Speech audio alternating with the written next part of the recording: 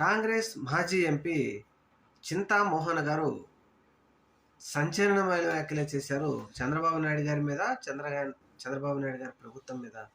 అవేంటి అంటే, చంద్రబాబు నాయుడు గారు మీరు వాట్సాప్ గవర్నెన్స్ తీసుకొని వచ్చారు. మరి అమరావతి రాజధానిలో కొన్ని వేల ఎకరాలు భూమిని సేకరిస్తూ ఉన్నారు. ఇది దేనికోసం?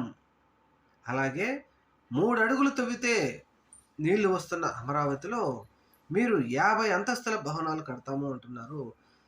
మరి వాట్సాప్ ద్వారా గవర్నమెంట్ లేకపోతే ప్రజలకు మంచి కార్యక్రమాలు చేయగలిగిన మీరు 40 అంతస్తులు 50 అంతస్తుల బిల్డింగులు కట్టవలసిన అవసరం ఏమొచ్చింది? ఒంగోలు నుంచి రాయలసీమ వరకు అక్కడ ప్రజలందరూ కోపంతో ఉన్నారు.